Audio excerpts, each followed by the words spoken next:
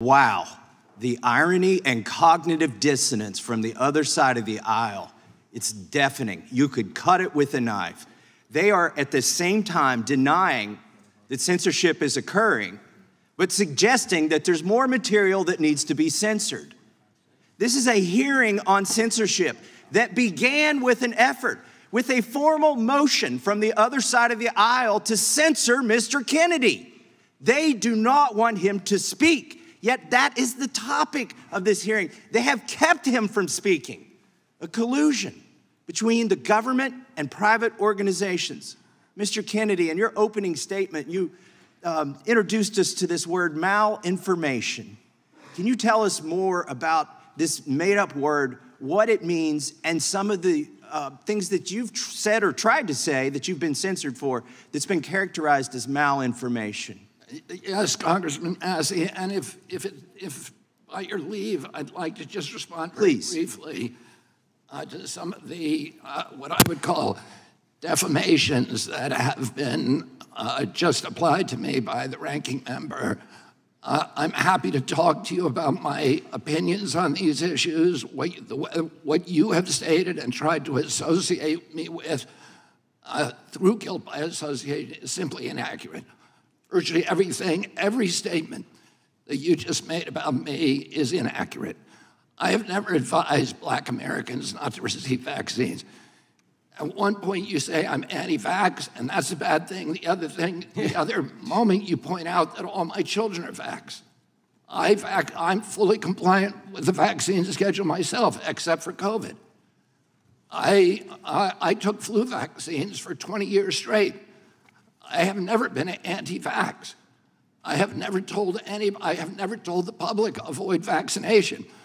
The only thing I've asked for, and my views are constantly misrepresented so that the truth of what I believe is not, we're not allowed to have a conversation about that with the American people, which I believe vaccines should be tested with the same rigor as other medicines and medications. You tried to associate me a moment ago with the replacement theory, which is racist. No, I did not say you had the replacement theory. I said my colleagues. Time belongs to the gentleman from Kentucky. I denounce that theory. It is racist, and I have never endorsed it or had any association with it. Our film on a medical... By the way, Bill Buxton, who is the Black CDC official, who ultimately exposed the Tuskegee experiment, tried for years and years to appeal to CDC to stop it for 40 years. Finally, he got relief by walking into my uncle's office in the building next door. Teddy held hearings and ended the experiment.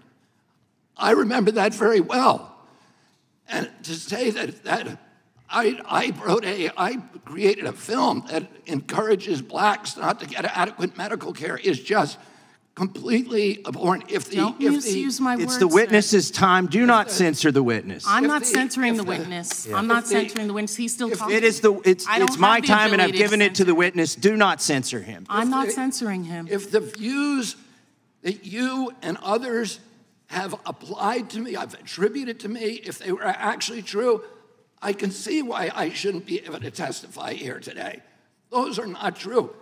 These are defamations and malignancies that are used to censor me, to prevent people from listening to the actual things that I'm saying. And I think, ranking member, that we should have a real conversation rather than an exchange of ad hominem attacks.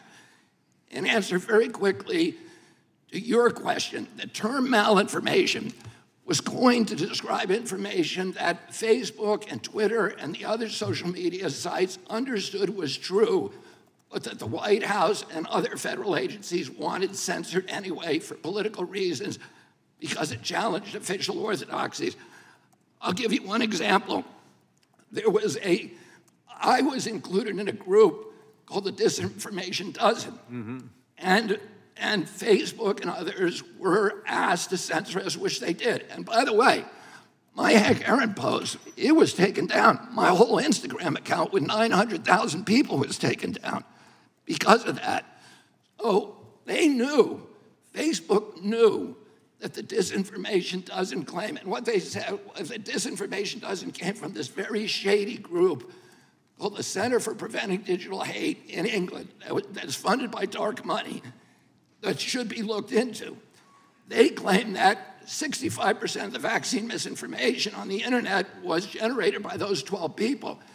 Facebook itself said that is impossible. That is false information. We know that not to be true.